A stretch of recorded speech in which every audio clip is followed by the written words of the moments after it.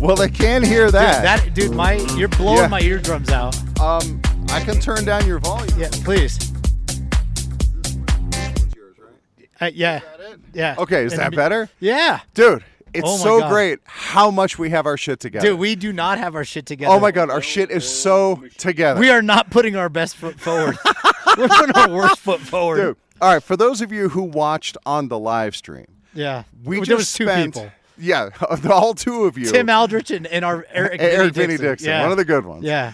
We just spent like 20 minutes trying to figure out why the fuck the soundboard wasn't putting out the sound. Yeah. And it turns out it's because there's a little switch that says, do you want the sound to go out? Or there's a thing called loop back, which I now know means that it doesn't go out. It just goes back into my headphones. And I'm like, why the fuck is it only going into my headphones? All right. So, Yeah, good times. Hey, Yeah. hey, everybody. Oh, Chris, for you to be heard at all, you got to come over and get. Okay, Yeah. all right. Welcome to the Scafati. Oh, dude. Yeah. Well, so this rust Yeah. comes from 2 weeks in South America. Yeah, in Peru, right? In Peru, Yeah. at Machu Picchu, hiking the Inca Trail. What a fucking experience, dude. Yeah. It was. That's not going to work, Chris. We already tried it. Yeah. It was fantastic. It was hard. It was challenging. It was scenic. It was beautiful. But most of all, it was stinky. Okay, so hold on, man. Okay. You're way in So overdrive. far ahead. Yeah, you're so far ahead of where we need to be. You need to Yeah. stop. Okay. You need to pause. You need to slow down. Hold on. Okay, take a breath. Yes. All right. First, Yeah. do you have a tip? I do have a tip. Okay, so do we have a sponsor for that tip? Probably. Okay, so hey, Okay. if you don't, Yeah.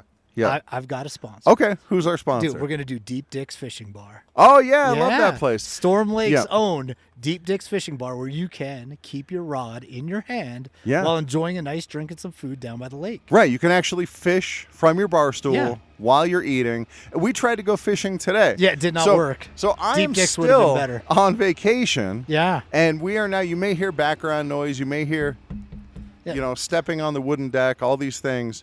Because where are we? We're in you Duck said Creek. Duck Creek. Duck Creek. Right, Duck but which Creek, is in Utah. So Yeah. We're up in the mountains. It's really nice here. The weather is cool. Yeah, it's and great. the fishing turns out not that great.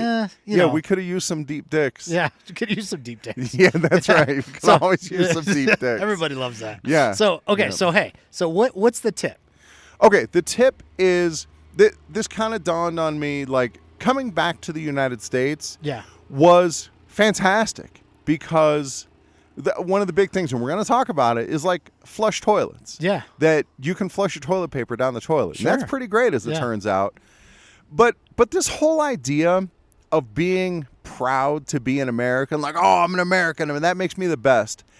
It's kind of stupid. Sure. Because you didn't do that. No, You you were it's born a- here. Yeah, it's just an accident of birth. Yeah. These people who I met in Peru, they're no better and no worse people. They're just born in a different place. Sure. And it's not like they picked where to be born. And to be proud of where you're born, you must have nothing else to hang your hat on. Agreed. Because what the fuck? You didn't do that. That's No. not a thing to be proud No, of. just- Oh, I'm so proud I was born with 10 toes. Oh. Stroke of luck. Yeah, just That's a all. stroke of luck. That's Yeah. all it is. The only people who really should be proud to be Americans are the ones who had to work their ass off to get here Yeah. and choose to be an American. the pilgrims. Yeah, right, exactly. The pilgrims. Those are the ones who should be proud. Pilgrims' pride. Yeah. Okay. Right. So, all right. So, I'm gonna run this thing Okay. because you're over your Dude, skis. I'm okay? everywhere. All right. Yeah. So listen. When did you start planning this trip to Machu Picchu? Yes, I started planning more than a year ago. Okay, and you started planning through your meetup.com group. It's a hiking group. Yep. Which you've been running for now how long? We're about to hit our 20th anniversary. Which is it's pretty amazing. And about It is. how many people are in that group? 30,000. Okay, and how many of those are like active? 2,000, Okay, 2,500. that's still It's a pretty lot, good, yeah. right? And you guys do like 30 plus hikes a month? Over 100 events a month. Oh wow, over 100 events a month. Yeah. I'm also in this group. I Yeah. think I've done 2 hikes, right? It sounds about yeah. right. So anyway, so you guys do these big trips through the group. Right. And this is by far the biggest because you guys left the country. We did leave the Right, country. and It's not so- the first time we've done that, but it's the first time I've done it. Oh, okay. And so Yep. now you guys, did you plan this trip to Machu Picchu? Yes. So this was your brainchild? Yes. Okay, This was my plan. And how many people from your group went on it? Well, so the goal was to get 16 because the maximum group size is 16. Okay. And so I thought it would be a really cool idea if we could get the whole group, just us, just me Yeah. and my friends from the hiking group. Yeah. Well, we wound up with 31. Okay. And so we got essentially two full groups. Yes. And then did they have like a single person that joined the group who was No. the black No, it sheep was of the just group, and you us. guys just shit on that and we person the actually whole had time? a couple of people got sick and Yeah. couldn't do the hike, but Okay, they still. let's slow down, man. Dude, I'm running. Yeah, this so there was thing. 29 of us. So 29 people actually hit the dirt. in Peru. In Peru. Okay. We had 31 people in Peru, 31 people to Machu Picchu, Okay. 29 people hit the dirt on the trail. Okay, so this trip takes how long? 4 days. 4 days. And how long did you spend in Machu Picchu or in Peru? In sorry. Peru, close to 2 weeks. 2 weeks. Okay, so Yep. that means Maybe there's like 11 days, something like that. 6 or 7 12. days where you're not hiking, that you're just kind of enjoying the country. Yeah. And so right? the thing is, everything's at elevation. Sure. And so the town of Cusco is at like 11,000 feet. Okay. And Machu Picchu itself is at like 8,500 feet. And then there's a pass that we have to go over in the mountains that's at like 14,000 That's feet. the Donner Pass, right? It's called Dead Woman Pass. No way. Appropriately named. Yeah, okay. Yes. We'll get to more of Yeah. that in a minute. But okay. Yes. So now, how many days in advance of Right. the So trip the did you guys land? recommendation is to get there at least 2 days in advance to acclimatize to the elevation. Okay. Because people get altitude sickness. They get headaches and Sure. nausea because the air is just too thin. They can't catch their breath. Okay, so you guys land there. You have 2 days roughly. I read 3 days. 3 ahead. days. Yeah, 3 full days, Right, like to 3.5 acclimate. days. Yep. And you guys. But I'd been doing a lot of high elevation training before that. Sure. Going up to our local mountains, hiking up there, making sure that I was going to be okay. Right. Plus the autosexual. The autoerotic Yeah. asphyxiation. Yeah, my body is used to the low oxygen Jerk that supply. thing. Exactly. In fact, as soon as I got off the plane in Cusco, I jizzed in my pants. It's just a response at this now point. it's just a response. Yeah, when that oxygen gets low, yeah. You just blow one. Yeah. All right. So Yeah. after you cleaned your pants. Yes. Right. And you Yep. now, how do you guys get to the hotel? They have like a shuttle Dude. that picks you up. So we didn't stay in a hotel. Some people in the group stayed in a hotel, Okay. but I rented an Airbnb. Oh, okay. Because everything is dirt ass cheap Sure. down there. And so it's not like a normal family group where you can kind of pair up and stuff like that. It's all like individual people. Yeah. There's a few couples. So I found a 10-bedroom Airbnb. God damn. This 3-story home Yeah, that it's like a 10 bedrooms, palace. 6 bathrooms. Yeah, it was pretty great. And so 14 of us were staying in this 10-bedroom Airbnb. Okay. So we all show up at different times. But dude, this is like the first experience of what's cheap down there is when I found this Airbnb, we decided, because what people usually do is they'll like rent a hotel room, and then for the 3 nights that they spend on the trail, they don't have a hotel room. Sure, because why would you need Why it? would you? And so the hotel would just like hold your luggage. Yeah. But it was so cheap. I got this Airbnb for like 12 nights, and it was $200 a person for the entire 12 nights. Wow. Yeah, it was a hell of a deal. Yeah. And so like there's no reason to skip out And those so 3 that days in the middle. Airbnb owner's now retired. Yeah, exactly. Off of our $2,800. Yeah, Peru, yeah, he's like, that's it. Yeah, I'm a right. Yeah. Peruvian millionaire. Right, we paid off their mortgage. Yeah, he's done. Right. Yeah. Yeah. So So that was dirt ass cheap, which Yeah. was fantastic. And it was great to have this base of operations and all my friends are there. But we get to the airport and the cab ride from the airport or the Uber, they use Uber down there. so real quick, Yeah. when you guys land at the airport, Yeah. are machine guns?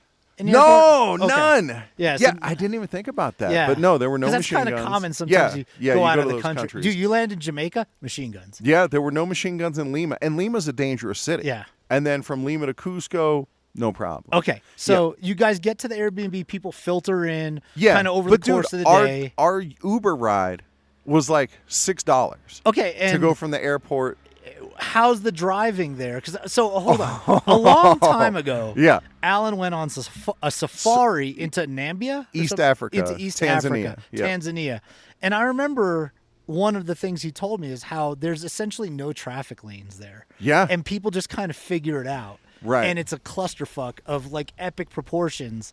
And Yeah. you essentially feel like you're going to die at all times. How was it in Peru? Well, to Peru's credit, they do have lines on the road. Yeah. They just don't mean anything. Okay, that's good. Yeah. But there are lines. It's but more of a suggestion. yeah, and it's all about like who's willing to. You got to take that. Is it the spot law of in tonnage? traffic. No, it's the law of aggressiveness. Ah, okay. Yeah, unless you're a motorcycle. So if you're like a road rage kind of guy, you're gonna thrive. Dude, it's so down there. funny you mention that because like it happens unless you get cut off constantly. The taxi drivers are obviously having to slam on their brakes. Does everybody just drive like this at all times? Anthony's putting his middle finger up to They show can how see you it. would drive. Oh, on the live stream, yeah. Okay. So that's a funny I'm gonna thing pull my dick because like we get cut off, the cab driver has to slam on the brakes and then he just puts it back in first gear and just keeps that's driving. the norm. Because if you had road rage, it would never stop. You would be in a constant state of road rage.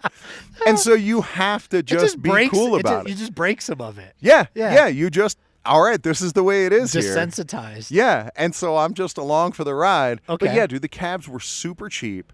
And it was fantastic. Sure. So, yeah, we'd use Uber everywhere we were going. Okay, so now... You got to Uber X, and it winds up being like 88 cents per person when we get 6-7 people in there. Yeah, it's awesome. Yeah, and this was all on like one moped with you guys all just sitting on top of each other's shoulders, exactly. right? Yeah, I got to wrap my waist around the driver, or my hands around his Somebody waist. sitting and on your shoulders. Yeah, exactly, yeah. So, and then, okay, so now you guys get there, and you guys are enjoying yourselves, and, you know, everybody gets there, and it's time to start prepping for the actual hike itself. Right. Right. Now, you said you did some like high elevation hiking and things like that. Right. I know you know, you're a mailman. You walk all the time, right? I do. I mean, like walking 10 miles isn't a big deal. Right. Right. You'll do that no problem. Right. So this whole trip, how far is the trip to Machu Picchu? The total hike on the Inca Trail, we did the 4-day, 3-night Inca Trail. There's different versions, but this is the standard, and it's 26 miles. Okay. Now, but much more than that. It's over 10,000 feet of elevation gain and over 10,000 feet of elevation loss. Okay, so when our previous episode, The Agony of the Feet, you carried roughly 80 pounds with you on the trip. Now, have you learned from that experience? How much did you carry on this trip? I got to tell you, Anthony, this is the best thing about doing the Inca Trail is there are porters. Porters are and the people porters that are the sweep? people who carry your stuff. Oh, yeah. So they're like mules. They're like mules, yeah, or Okay. Sherpas if it was in the Himalayas. Okay. Well, let's call them same sort of let's thing. call them Sherpas. I'm going to call them porters because that's what they are, and they deserve that dignity because Okay. these guys are absolute fucking machines. Now, would you say their legs are like oak trees? I mean, because No, they were tall scrawny. people, short people? I mean, there was a variety and a variety of ages too. Like the day we met all the porters, there was a porter who was 19 and there was a porter who was 67. Holy shit. Yeah, and people all in between. Yeah. And many shape. None of them are fat, I can tell you that. Yeah, no, they... But, dude, so all I had to carry was my day pack. Okay. Which had water in it. Sure. And like a couple snacks maybe. But the big thing that was in the day pack was layers of clothing. Okay. Because we start in the morning and it's freezing. It's 30 degrees every morning and dark. We start before the sun comes up. So do you put the condom on then to keep warm? Okay. Yeah. And I use the lambskin because they have better insulating properties. I don't want to feel a thing. Yeah, exactly. Yeah. And so it starts out and it's freezing. Literally freezing in the morning and the sun's not out and it is cold. Okay. What time in the morning do you start? Most mornings, let's see, including the first day, it was like 3 a.m., 5 a.m., 4 a.m., and 3 a.m. So now you're hiking in the dark for part of it. Yeah, or maybe it was 3, 4, 5, and 3, something like that. So you leave the hotel in like a shuttle bus, I assume? Yeah, the shuttle came to our hotel, or our Airbnb, picks us up the up. entire 30 people or whatever. Yeah, it was 2 buses because the roads there can't accommodate, they can barely accommodate a fucking car. Okay. And so there's no way you can be in like a big bus, you know? So this was like a shuttle bus that we were in. And we had like 19 of us in one and 13 in the other, whatever it was. You know, it doesn't matter. It brings you to the trailhead. Yeah, it brings us to this town, Ollantaytambo, and that's where the check-in is. Okay. And so we get there, it's still dark when we get there. We start having breakfast, and like the porters and the cooks set everything up for us. We have breakfast, and then it's time to check in for the hike. So we have our ticket and we have our passport. And they only allow 500 people on the trail each day. And that includes the porters. Okay. So it's typically like How 150. many porters go with a group of 31? Yeah, so our group, as an example, we had 29 hikers. We had 60 porters.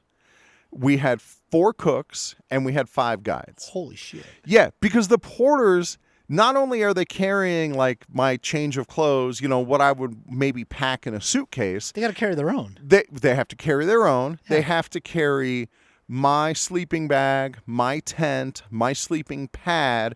Then they have to carry this big tent thing that we have our lunch in. That's like this big giant canvas tent, like an army tent, essentially, with all the poles that they're going to set up and the canvas that they have to set up, and then all the tables that go inside of that, all the chairs, all the cooking materials, all the food for 4 days. And the craziest thing that I saw a porter carrying was the fucking propane. The porter carried another porter. Yeah, exactly. This big ass tank of propane that they're just hauling up this goddamn mountain and just flying past us. Now, so that's why it takes so many porters. Like, okay, so did you take video of them carrying all this stuff? Okay, good. We'll have to share it on our page. Yeah, that's a good idea. Right, yeah. Right. So, okay, so now it's day one. You're checked in. Right, so we check in. Do they like pep talk you guys? What's the story here? Yeah, that all came the night before. They kind of let us know what to expect. Do they show up at No, your we Airbnb? had to go down to their office. Okay, so you go down to their office, and is it like, you bitch is about to die? Like, yeah, basically. Yeah. It's kind of letting us know what each day is going to be like, that you better be prepared for getting up early. Please don't do anything stupid like don't drink the water, except the water that we give you. Because they boil all the water before we drink it. Dude, they don't want you got in a mud butt. Yeah, exactly. That's bad for business. Yeah. Right. And they got to carry. You know what else they got to carry? The fucking toilet. Oh my God. Yeah, somebody's job is to carry the chemical toilet. What a shitty job. Yeah, exactly. Yeah, and they tell you, if you've ever been on a tour bus, they try to tell you like, hey, don't shit in the tour bus. You try but not sometimes you have to. Sure. Yeah, and one of my friends had diarrhea, and so leading up to it, this poor woman. Not only does she have to hang out with me most of the time, which is already bad enough, but she got altitude sickness. Okay. So she's having terrible headaches and nausea and just feels terrible. And then that transfers into diarrhea, which is not uncommon when you go to a country like Peru. Sure.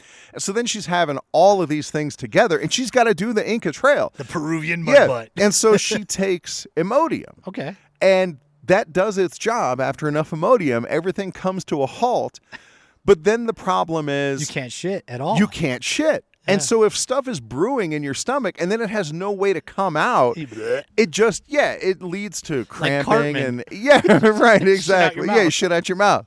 Right. And so it causes these secondary problems. And so one night... Like a priapism? Well, that's the problem it gave me. Exactly.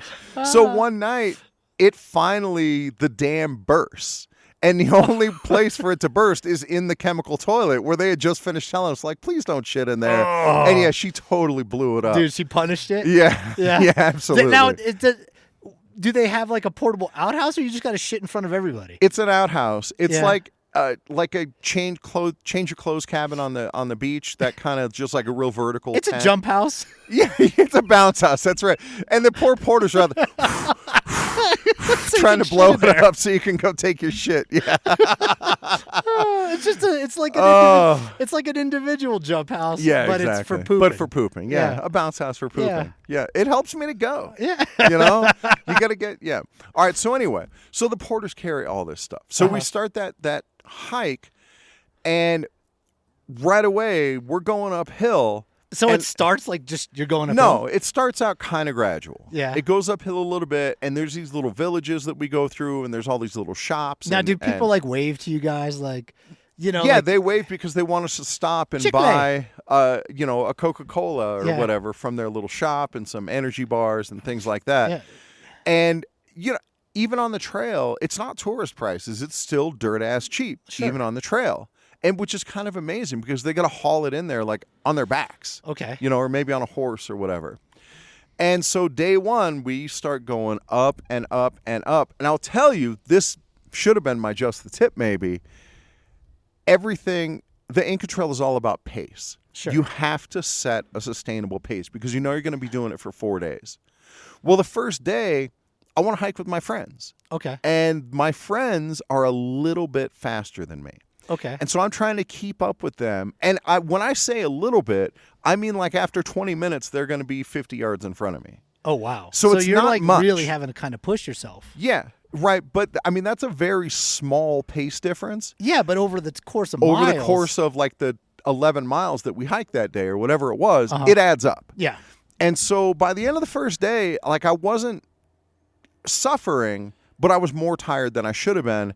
And I knew it was because I was pushing my pace too much. Okay. That I really needed to just slow down and do my own hike. Yeah, but then you would have hiked alone. Little bit. Or at least with whoever the next person is that can keep up with you. Yeah. And if you know, I don't like them as much. Yeah.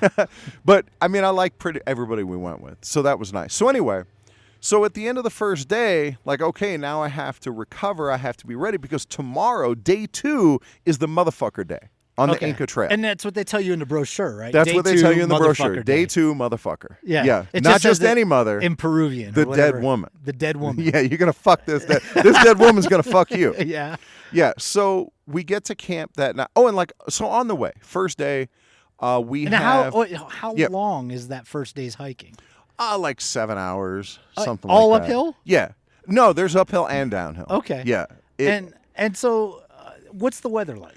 Oh, we got so lucky, dude. Yeah. It was clear skies, freezing at night, because we went in the winter. So it's freezing at night and like 70 degrees during the day. Nice. So it was fantastic. Yeah, it was. It was really nice weather for hiking. Some people got hot. But for me, coming from Las Vegas, dude 70 degrees was fantastic.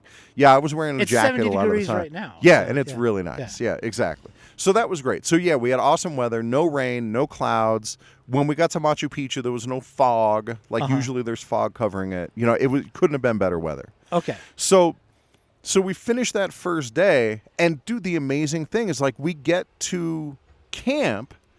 And everything's set up. The tents are all set up. The sleeping porters are going ahead of you. Yeah, the porters go ahead of us, and they get everything set up before we get there. Now, are the porters drunk when you get there? Because, like, they got all this time on their hands. They get there probably hours ahead because they're used to doing this. They got they got it. Dude. Whatever they're doing, it's fucking work. Yeah. You know what they are? They're high on coca. Ah. Because the coca leaf from which cocaine is derived. Yeah, they just chewing on it. They chew on it all the time. They always have a big plug. They look like Major League ball players. Nice. You know, they got the big plug in their cheek. And yeah, they're chewing coca the whole time. Yeah. And that gives them the pep that they need to get up. Fuck. Yeah, exactly. Yeah, to get up those hills. And so we get there. Again, everything's set up. The big dinner tent is set up. The cooks are already cooking. And the cooks have to do double duty because they're also porters. And then when they get there, now they got to cook. And it is unbelievable. Okay, so now you guys set up at what time do you get to this camp around? Like dusk? 4 o'clock. Yeah, it's like dusk. Yeah. And so now you just chill, right? As like a group? Yeah, we have a little bit of time to hang out. Like you go into your tent, you do like a tent bath where they'll give you this warm water and a rag. Is it like a horse bath? Yeah, it's a horse bath. Okay. Yeah, and so you wash your undercarriage. Yeah, you wash your balls, you wash your feet. Yeah. You know, and then you bring wipes. And dude, any listener of the podcast knows I'm dumb, but this is yet another example. Is I go into the tent to take my first horse bath, and we have this towel that is going to be our towel for the rest of the trip that we have to keep with us, and we're going to use this to like get the dust off of ourselves, or if we need to dry off, or whatever it is. And so I put this towel in the water, and the first thing I go to wipe off is my feet. Ugh. Yeah, and then as soon as I start that, I realize, like, oh, no, this is the exact opposite of what you... Like, this rag is only for your face. Yeah, you do top down. Yeah, you do top down. Or when you get to your undercarriage and your feet, that's what the wipes are for. Yeah. You know, because we brought a bunch of disposable wipes. If you've got, like, a bucket of water, you just dip your balls in it. Yeah, you sit in that. Yeah. Right. You fart in it a couple times to get the juices flowing. Some jacuzzi action. Right, exactly. And that gets... So that's the literal batch of ball soup. Right. So as soon as you get to camp, you go into your tent. And then you try to get one of the girls to drink it. Yeah, Here's a cup of water. Yeah, exactly. This is my balls. So yeah, you go, and the tents are all set up like right next to each other in a big line. But it's so exhausting. Like it didn't matter. At least it didn't matter to me. So how late do you stay up? Oh, dude, I was ready for bed at 5. Wow. But the dinner will happen you were up at at like 3, though. Yeah, right. Okay. So dinner will happen at like 6. And then after dinner, you pretty much go to your tent and go to sleep. Okay. There's no hanging out and socializing. And I thought there would be because we're all friends. It's a big group. But no. It is not that way. So yeah, I get to my tent, I take my horse bath, and then they do happy hour. You dirty whore. Yeah, exactly. Do you talk dirty to yourself during it? I do. Yeah? I do. I would. Yeah. And with the tents, tents don't Get isolate any. Oh, yeah. Oh, Alan, you're so dirty. Oh. Like Jennifer Lopez. Yeah, right, exactly. So anyway, and then they have a happy hour where they serve like tea and like cookies and stuff like that they bake on site. Like, it's amazing. Yeah, dude. You're not participating in that, right? Because you're going to sleep. No, this is before dinner. Oh, okay. Right, it's like tea time, essentially. Okay. And they have like popcorn and dude, the food is fucking unbelievable. Yeah, is it unbelievable because it's the only thing you got and you're exhausted? It's a little of both, right? So some of the stuff tastes incredible just because of time and place. Yeah, do you even because ask of where what it you is? are? Oh, dude, well, it's a lot of the stuff that is native to Peru, like avocados. Yeah, or in everything has avocados, which is great. I love avocados, and they literally pick them off the tree while we're hiking. Nice. Yeah, and the passion fruit or the gostino or whatever they call it. It's like a passion fruit down there. They got chimango. I love that. Let's assume that they do. I don't know, but what there's no is. chimango tree. Okay, I don't know what chimango is. How the fuck do you not know what chimango is? I don't know, man. Dude, I eat oranges. Chili mango. It's like, no, they don't have that. No tajin, right? Because that's Mexican. So there's no they're tajin. Close. Yeah, but there's no tajin. Yeah. Yeah. So anyway, then after happy hour, everybody files into the tent, and there's 29 of us in this tent, and they just start passing the food down on these big platters. Like a mess hall. Yeah, okay. And it's goddamn amazing food. Yeah. Like trout ceviche, and like this incredible guacamole, and you know, it's good. It's so good. Okay. And they do it, they cook it out on the trail. And then after that, it's bedtime. Okay, so now, how do you sleep? In a tent. No Honestly, shit. Oh, like how well did I sleep? So when I'm camping. Laying down. Yeah. I don't know what kind of stupid question you asked me. You're an vampire? Idiot. Yeah. You're right. I hang from my toes. Yeah. So anyway, I measure my quality of sleep by how many times I sleep during the night. Okay. Because when you camp, it's always like tossing and turning. Yeah. So that first night, I think I slept 4 times, which for camping isn't that bad. No. So how many hours would you guesstimate you got? 6. 6? Okay. Yeah, that's not bad. All right. For camping, it's not bad. Now they wake you up again the next now morning. we wake up. Okay. Oh, and the other thing that happens on the first day is the guides have to assess you. Yes. Because not everybody can do this trail. Sure. It's physically demanding. Okay, so from day 1 to day 2, do you lose anybody? No, and I thought we were going to. Okay. Because there was one person who had physical ailments like bad knees and bad ankles, but she was so fucking mentally tough. Yeah. That I knew she could do it. Sure. Because she would just not quit. She would just power through. Yeah, it's just as long as her pace is her pace, yeah, right. she'll keep going. Yeah, she's going to keep going. And that's it. She's just going to go. And I talked to the guides about it in advance because I'm like the organizer of the group. And I said, so this person, I'm not worried about her. As long as she's allotted enough time, she's going to do it. Yeah, just keep cracking that whip. Right, exactly. But then there was another person who seemed like physical fitness was going to be an issue. Uh-huh. And I thought they were going to turn her back at the end of day 1. Uh-huh. And so at the end of day 1, they give us this big conversation while we're at dinner that says like, hey, tomorrow is the motherfucker. Yeah. And once you get about 2 hours in, we're going to hit this little village. And then that's it. After that, there's no... It's the point of no return. It's the point of no return, right? Because they can get like horses up to this village. Okay. After that, there's nothing. Yeah. And so once you hit that, it's decision time. Okay. And you got to be honest with yourself. Sure. So what they do is, they essentially trying to talk people out of it. Oh, yeah. I would be too. Yeah, dude, if you're the guide, you don't want those kind of problems. Well, yeah. Because any of that problem becomes your problem. You're That's responsible exactly right. for the safety of the people that paid for this trip. I'm sure there's like waivers and all that crap. Yeah. But and it's a foreign country, but still. Yeah. And they don't want that bad pub. Like this company, I'll give them a shout out. They're called Alpaca Expeditions, and they did a phenomenal job. Okay. So anyway, yeah, they don't want that bad pub. So what they wind up doing instead is everybody says, I'm going to do it. I'm going to keep going. I ain't no bitch. Yeah, I ain't no bitch. So what they do is they'll wake those people up extra early. Yeah. So now instead of 6 hours of sleep, they get like 4 hours of sleep. And then they start out, like an hour and a half before everybody else. They don't get to go to the mess hall for breakfast. No, they just feed them. Well, it turns out, dude, get this. So we all have, they made these chicken crepes that morning that were so good. Yeah. And so what these poor people get is they're going to send a porter with breakfast to hustle up the trail and find them somewhere up the trail like 3 hours later. And that's when they get their breakfast, like their to-go breakfast. But yeah, because they've got to go up Dead Woman Pass. Yeah. And it is a motherfucker. Yeah. Now, Dead Woman Pass, yeah. It's still 14,000 feet.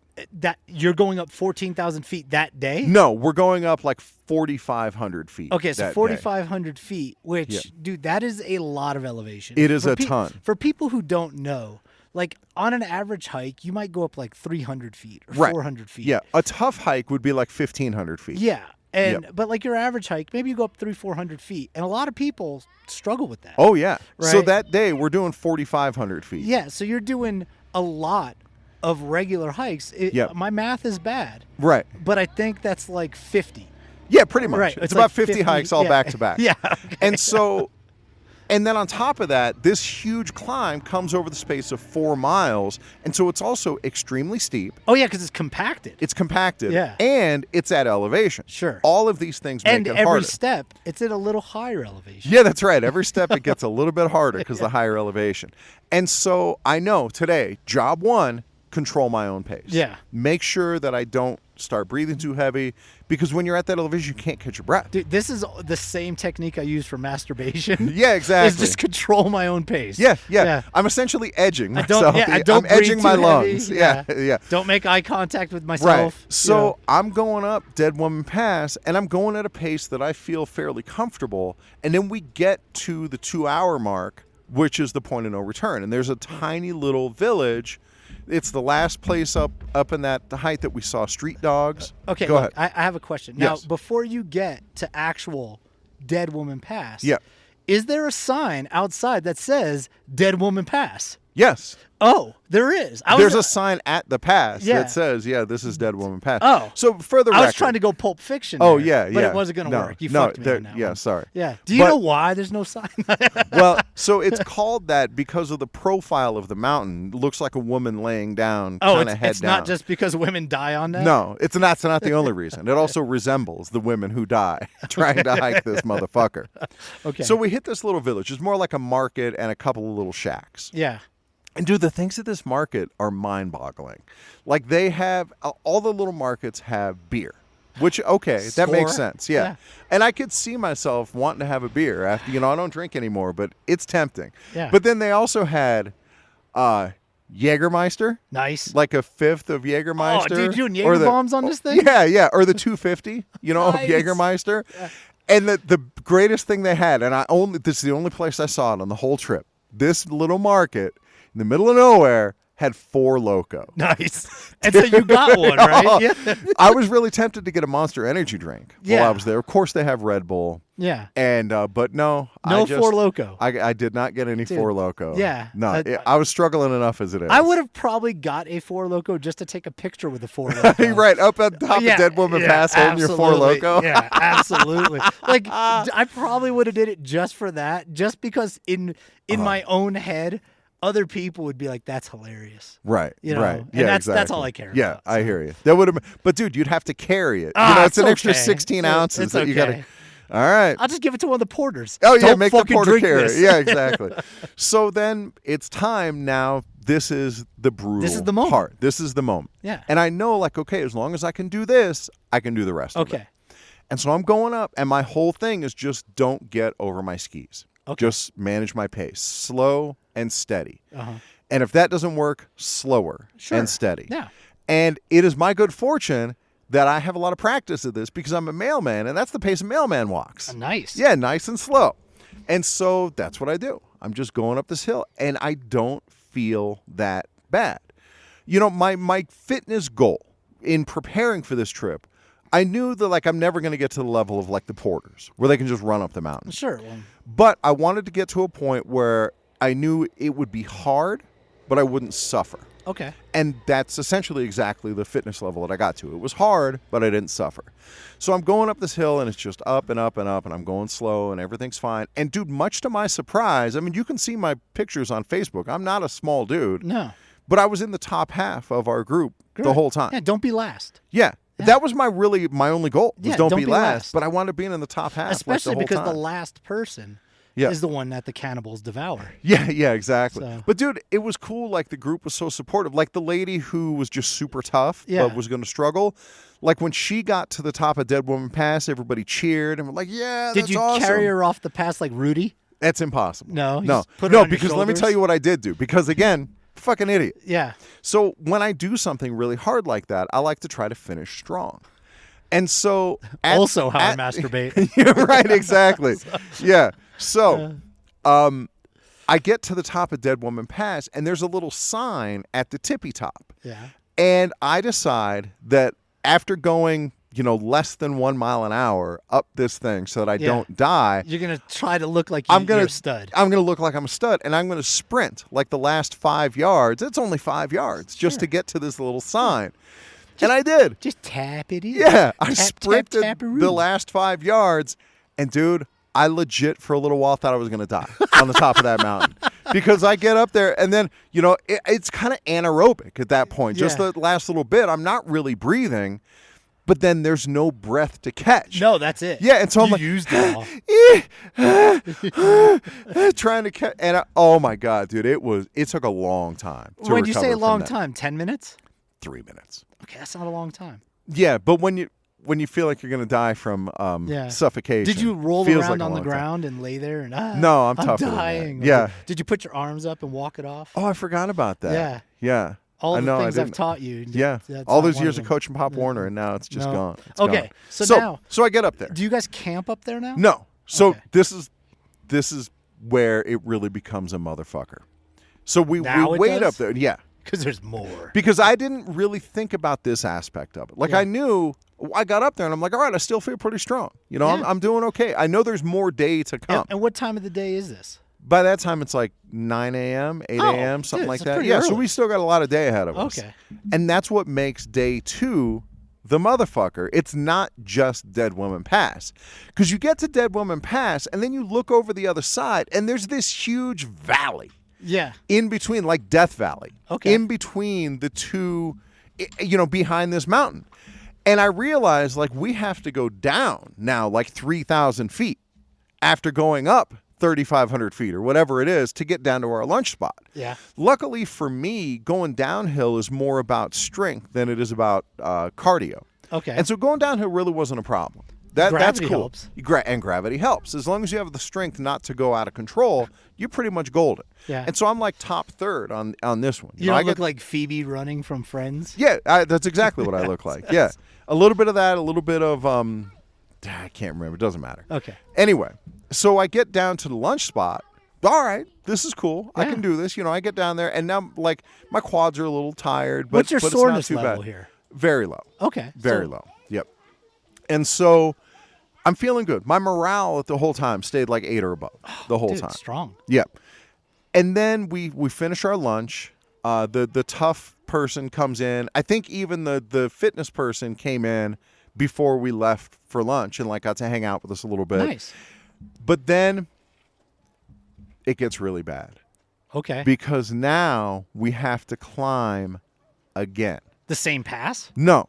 Oh. We go down from Dead Woman Pass, down into this big valley, but then we have to climb up the far wall of the valley. Other side of the valley. And this is where things turn. Okay. Because now we hit stairs.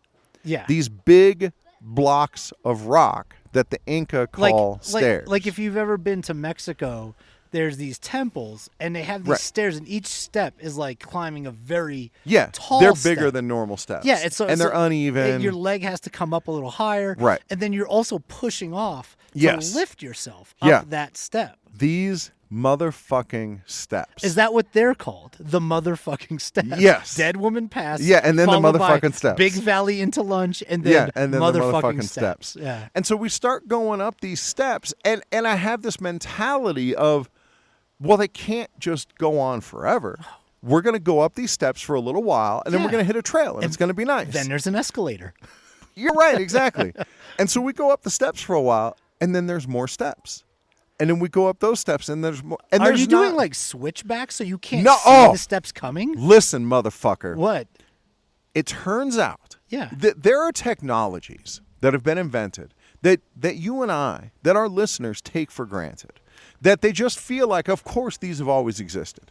And a good example of that is pockets. Yeah. Pockets in garments. Okay. But it turns out those weren't invented until like the 1600s. I was going to go with the fleshlight, but okay. Yeah, that too. Right. You assume there's always been a fleshlight. How could there not be? You said our this listeners is a basic would human need. Right. Yeah, exactly. Fleshlight. Well, we'll use the fleshlight, for example. Yes. Okay. Yeah. And so you assume the fleshlight's just always existed because you got to fuck something. Sure. You know, and if there's no woman, then you fuck a fleshlight. Yeah. But it turns out the fleshlight had to be invented, and it was invented surprisingly recently. Yes. In November of 2001. Wow. No, I don't know. I just made that up. But there's another invention that apparently the Inca never hit upon, and it is the switchback. Oh, wow. There are no switchbacks. Really? There are fucking stairs. Oh, my God. Yeah, okay. and so it just goes straight up the side of the goddamn mountain. It's awesome. It is not awesome. Yeah. And so I keep thinking, because I take switchbacks for granted. Dude, you imagine back in the day, the old Incas, they're marching, and there's one Inca somewhere along the way, and he's like, hey. He gets the idea. He's like, hey, I think we should just turn around and make another little trail. Yeah, like go zigzag up here. And they're like, fuck off, asshole. Yeah. Why? We're just going right there. Why don't we just go straight to it, pussy? Straight the line is fastest. Yes, exactly. I don't know if that's an Inca ass. I think it is. Yeah, you got it pretty good. Yeah. Yeah. So, yeah, it's just fucking stairs. And the trail never comes. It's just more stairs. They nicknamed that guy Switchback, and he got the shit beat out of him all the exactly. time. Yeah, shut up, Switchback. Yeah. Why don't you give us another stupid fucking idea, Switchback? So anyway, and so we start making fun of it, you know? And so like the periods where I'm in front, I'll go up the stairs, and there's not even like fucking landings. Well, what I'm saying is, like, is there trees blocking your way? Do you not see the stairs coming? No, because they wind up they turn a little bit. Okay. And so, So that's it's what kinda makes blind, me think, right? okay, surely at this turn there's like a landing, and then you're going to hit trail. Yeah. But no, not only is there not trail, there's not even a landing. It just turns and keeps going. And so when I'm in the front, I get up there and I be like, hey, good news, guys, no more stairs here. And then, of course, it's just more stairs. Yeah. And I keep doing it. And every time it gets funny. Was it a mile of stairs? 2 miles of stairs? What would you say? 3 miles? Holy shit. Yeah. Almost certainly. It was about 3 miles of almost continuous stairs. That's a lot of stairs. Some down, too. Yeah. Dude, it was so awful. And then we start doing the opposite. Like my buddy Angela's hiking in front of me, and she goes, hey, Alan, or hey, buddy, there's more stairs up here. And I go, oh, thank God. Yeah. And every time, oh, more stairs. Oh, thank God. So... Sure, you got to embrace the suck at some point. You got to embrace the suck. Yeah, that's exactly right. Because, dude, whatever it is, I mean, I'm doing it. I'm committed. Well, you're stuck. Well, you passed the point of no return. I passed the point of no return. Long time ago. Right, exactly. And then the funniest thing that happened maybe my favorite moment from the whole hike happened during this section, because I already told you about my friend who had the cramps and had the poopy pants. Yeah. Well, at this point, it's still cramps. The diarrhea would come that night. Oh, wow. But right now, it's just cramp. And going up these goddamn stairs, it's unpleasant. Yeah. And so I'm a team player, because she's talking about like, oh, I got this gas and it just won't come out. And I'm like, well, why don't, let me give you an example. Yeah. And so I rip this huge fart and get this big relief. But what I don't realize is there's a porter right behind me coming up the trail. I farted into his mouth. Yeah, exactly. Yeah. And the porter stops. I turn around. I see him. We all see each other at the same time. And thank God he starts laughing. Did you fist bump him? No. No, I would have. And he starts him your laughing. Four Loko. Right. I start laughing. My buddy starts laughing. We're all laughing. And then he starts saying, Supi Siki. Supi Siki. He's pointing at me. It's something in Quechua, their language. And it turns out the way he explains it to us, what it means, as he's like falling over laughing, is like unexpectedly shitting your pants. Ah, yeah. Yeah, and he's pointing at me. He's saying, Supi Siki. Hey, you Supi shit Siki. yourself. Yeah, this guy shit himself. And then when the other porters come up the trail, he tell them Supi Siki pointing at me. So that was really fun. And then we continue with the goddamn stairs. And dude, there was one point, because we're coming into the archaeological sites. Yeah. And so there's cool breaks along the way. I mean, there are breaks, and the pace isn't that bad. Sure. And so we're at this archaeological site that's up this second hill, and I'm looking out in the distance, and I can see another trail that goes up another beast of a mountain, and it gets me thinking about there's all kinds of trails out here. It's not just the Inca Trail. Yeah. The Inca had trails running all over the place. And these trails are all motherfuckers. Uh-huh. And I see that trail across the way, and the way it goes up this mountain, and a lot of times from the distance, the trail doesn't look that steep. But this one I can tell. Yeah. This trail is an absolute beast. Now, do you say to yourself, like, glad that's not me? I do. That's exactly what I say. So, oh my God, could you imagine if you had to hike that trail on your trek? That fucking poor bastard's going to have to walk up that. Yeah, exactly. Yeah. Something and then, tells me this is some foreshadowing. It is. On. Well, no. Eventually I realized, that's the opposite side of the valley. That's where we just came from. Oh, okay. I already hiked that trail. Nice. Okay. And so, dude, I'm a beast. Yeah, you're savage, bro. Yeah, so we finally get to our camp at the end of day 2, and now I know, okay, the hardest day is behind me. Thank God. It's over. We have our dinner. It's all downhill from here. Oh, kind of. Yeah. It is. Yeah, there's more downhill on the next couple of days. And I have good sleep that night because I'm just exhausted. And this is where being a mailman pays off, in that at my job on a walking route, I have to do that every day. Sure, yeah. Whether I'm tired, whatever, you just wake up and go walk. And so my body is accustomed to recovering. Yeah. And so I knew, like, however tired I was at the end of that day, when I get up tomorrow, I'm going to be fine. Yeah. And I was. I was fine the next morning, got up. And then there's more stairs and more climbing. Dude. And so day 3 is more stairs? Yeah, more stairs. It's stairs the rest of the way. And there's some trail. And so day 3, we start with a bunch of stairs. Yeah. And then we Get take a little break. More. Yeah, and then there's a bunch more. But then we hit this ridge line. Uh-huh. And then it becomes like normal trail that I'm used to hiking. And it's funny because the porters will say either, or the guides will say either it's steep, which means it's going to kick your ass and, it's going to be bad. Or they'll say it's like up and down, and they call that Inca flat because there's nothing flat in the whole trail. This is what the equivalent with flat Yeah, would be. this is the closest you're going to get is Inca flat, where it's just up and down hills, but at least it ain't stairs. But this was like Western flat, where, well, it was kind of Inca flat, but it was more like the kind of hiking that I'm used to, where you go up a hill, you go down a hill, but it's not stairs. Yeah, it's okay. And then when we hit the ridge line, off to the right and off to the left, there's the Andes Mountains. Yeah. And they're absolutely stunningly beautiful. That's where the movie Alive took place. Yeah, exactly. Yeah, and so it made me hungry for some soccer player. For people. For dad ass. Rugby. Yeah, rugby player ass. Yeah, exactly. So that was maybe my second favorite part of the whole hike, was just being on top of this ridge and seeing these incredible views. And then the hiking wasn't that hard. Snow-capped and all that? Oh, yeah. Okay. Yeah, they're snow-capped and they're super jagged. And it's really stunningly beautiful. And honestly, even if there were no archaeological sites, it would be worth hiking just for like that portion of the trail. Yeah. It was so amazing. Like people hike in the Alps and there's no archaeological sites. It's just good hiking. Sure. So, and that being said, I would never do it again.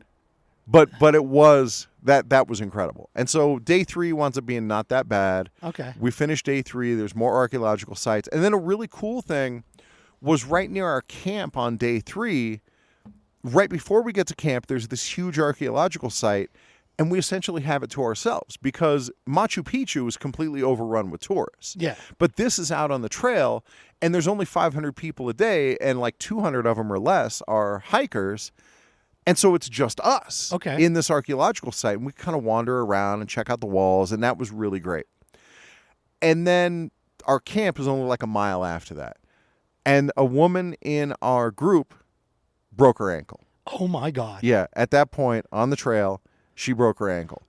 Now, like bone out of the ankle? No, but it turned out that fracture. Later x-rays would prove, it was broken in 3 places. Oh, and how did she do that? Was it parkour?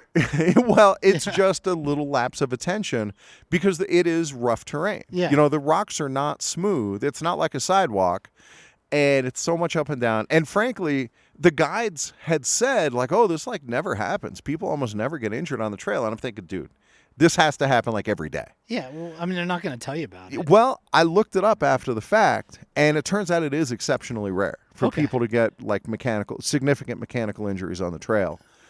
And so to get her out, luckily we're only like a mile from camp. Okay. The porters now have to come back up the hill and put on like a babushka. And do they like stretcher her out? No. She rides on their back, piggyback style. Oh my God. On a babushka. And this fucking porter is now like jogging down the trail. How much does she weigh? Maybe 130. She's and how much does this porter weigh? Maybe 150. Holy fuck. Yeah. And he's like just jogging down the trail. And so they send 4 porters, and what they'll do is just trade off as they go. Like every 100 feet or something, right? Yeah. It's like every 10 minutes or something like that. Dude. And they ran a fucking relay race. Yeah. With her on their back. Yeah. And dude, and then so we get to the campsite, and she's not there, and we find out that what they actually did was they got to the campsite, they gave her lunch or whatever, and then they did all of day 4 with the rest of day 3, and they hiked all the way to Machu Picchu with her on their backs, so that she could see Machu Picchu before she went to the hospital. Dude, I hope she tipped them. She did. She tipped them very generously. Yeah. They are now retired as well. Yeah, right, exactly. I mean, dude, they had to go up and down stairs, and they had to, like, it's hard. Is there any video of that? Yeah, I have some video of that, of them, like, jogging with her on their back. Yeah, we need to, these things need to be shared. Right, they need to be on it. And it was unbelievable, dude. So, yeah, they carried her all the way out. And, like, when we saw a picture of her in front of Machu Picchu, we're like, oh, how'd they do that? It turns out they carried her. Yeah, right. Yeah. And the old man bought it. Yeah. What's Photoshop? All right, so anyway. Fucking goat. So, end of day 3 is nice because it wasn't as hard a day. And then the big day is next. Go to Machu Picchu. And for that day, we have to get up at 3:30 in the morning. Okay. And we have to do that because the gate opens at 5:30, and you want to be first in line to get up there because Machu Picchu is just jam-packed crowded. Sure. And so you want to be the first ones in there. You want to get up to what's called the Sun Gate, where you get the iconic photo of Machu Picchu, which and it's normally not encumbered by 1,000 fucking people. Right, exactly. In front of you. Yeah, you want to be like the first one at the Sun Gate and get that picture. Yeah. Normally, Machu Picchu is clouded over at that time in the morning, but sun shines on my shoulders. We had perfectly clear, clear air. And so we get up at 3:30, and it's interesting because I'd seen in some reviews of the hike, people were complaining about it's ridiculous to get up at 3:30 when the gate doesn't open until 5:30. Because no, we but get you up got to be in line, though. You have to be in line. You want to be the first in line. But if you're not, like if you value your sleep, like at a gangbang. Yeah, right. Yeah, exactly. If you can't be first, be last. That's what the guide told us. He goes, look, get in line for this a lot like a gangbang. You really want to be first. Yeah, but if you're not going to be first, be last. Just be last. Yeah. So, because it's my group that we were used to being organized, we get our shit together and we're the first ones in line. And so that was awesome. And then the guides explained to us, because it turns out that the place where you go for your final passport control, it's literally like 10 minutes from camp. Okay. And so we hike for 10 minutes and then we just sit there for 2 hours. Well, it's like inflation, they just keep pushing it earlier and it feels shitty, but it turns out there's a really good reason for it. So let me talk a little bit more about the porters. Okay. When you get to camp, the porters, of course, have everything set up. Well, after you finish dinner, they got to clean everything up. They got to get ready for the next day, break it all down. So they're the last ones to go to bed. Yeah. And then they cowboy camp. They sleep just like in a sleeping bag on the ground. Yeah, well, because they got to travel the lightest of anybody. Yeah, right. So they're not carrying, all they're carrying is a sleeping bag for themselves, and they like sleep on a tarp. And if it's raining, then they'll sleep like in the mess hall. Okay. And then they have to get up before everybody else to get everything ready. So they're running on nothing. And then they got on cocaine. Yeah, on cocaine. Yeah, it turns out cocaine's a hell of a drug. Rick James was right. So anyway, and then like we'll have breakfast, and then they have to break everything down, pack it all up, and then beat us on the trail to the next stop. Well, the last day, what they have to do is break down all of camp, and then they have to hike all the way down to the town, Aguas Calientes, and catch the train. And there's only one train for the porters. If they miss it, they're fucked. Yeah. The train is at 5:30. And so that's why we have to get up at 3 or 3:30 because we can't let the porters miss this train. Yeah. So fine. I'm fine with that. Take care of the porters, after everything they did for us, great. Sure. So we hang out, and then it's finally time to make the final hike to Machu Picchu. And it's like 2 or 3 miles. Yeah, it's not bad. It's a little rolling. And then we start hitting the stairs again. Uh-huh. And then, and this is a video you guys are definitely going to want to look for. There are these stairs called the monkey steps. Uh-huh. And it's maybe 70 to 100 feet vertical. But these steps are so goddamn steep that it's like climbing a ladder. Wow. It was brutal. It was so awful going up these steps. And it's like they've just been building us up to this, and then there's the knockout blow of these goddamn steps. But the cool thing was, once you're up the steps... Dude, you're at the finish line. You're not quitting at that point. No, absolutely not. Yeah. And that's how they get you. Yeah. Because they know, he's not going to quit here. We'll get him with these fucking steps. Yeah. But anyway, once you get up the steps, you're at the sun gate. And that's it. And then that's your first view of Machu Picchu, this iconic view from up on the hill. And it was amazing. Did you come? Yeah, of course. Because I was short of breath. Yeah. And I'm used to it from the autoerotic asphyxiation. Yeah. So that was the payoff. In a way, it was anticlimactic in the sense that it looks like the pictures. It's not... That's why I don't go these places. Because I'm like, you've seen it. Right. But it was cool because that was like proof. Okay, I did it. Yeah. But, dude, we still had like a mile and a half of downhill to get down into Machu Picchu. Yeah. So we take our pictures at the sun gate. It's crystal clear. It was really cool. We started to see like the sun coming through the mountains. Nice. And then we go down, we do our tour of Machu Picchu, and it was amazing. Some interesting aspects of it that, like people always talk about the stonework, and the stonework is what's special about it. Sure. The really tight-fitting stones that are perfectly cut. And once you're there, like the guides will explain the techniques. And spoiler alert, it's not aliens. I didn't think it was. Yeah, well, I know you didn't think it was. But it's actually really straightforward techniques, and we have the tools, and, we know how it was done. And it's really interesting, like the way they cut the stones is they would score the stones like with a thing that looked like a ninja star. And they'd roll that back and forth along the stone to score it. Yeah, like a pizza cutter. Yeah. But with this bumps. was an Inca pizza cutter. Yeah, an Inca pizza cutter. Yeah, exactly.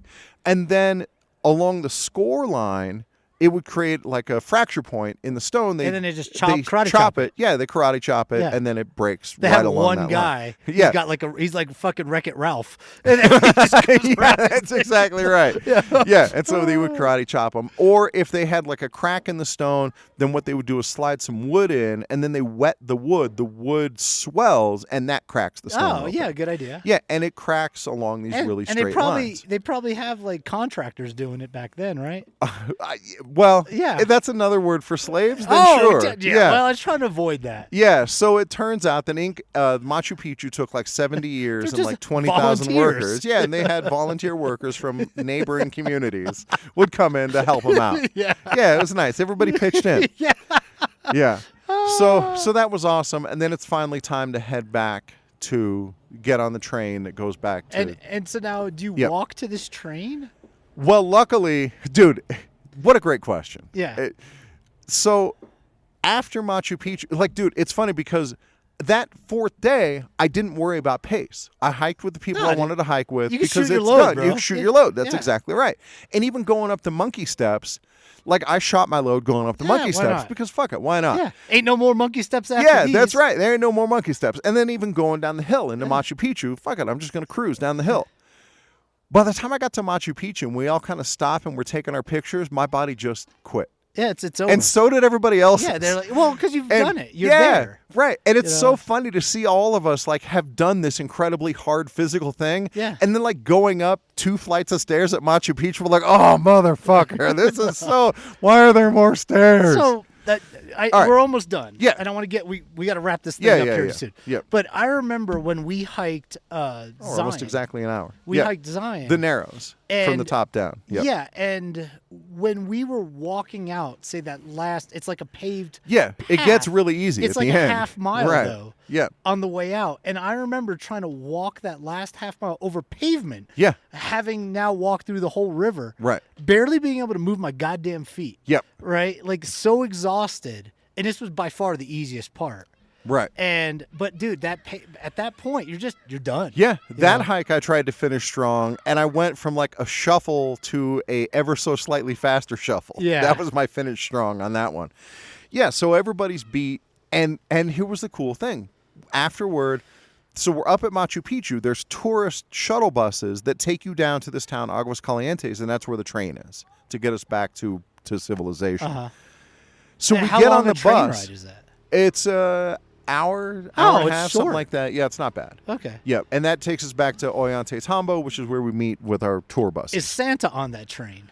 It is not a Santa Claus train. No, Grand Canyon has one. Yeah, but not here. Yep. So anyway, so we get on the bus. I'd put Santa. And dude, He'd just be Peruvian Santa on the plane. So wait, actually, there were two things.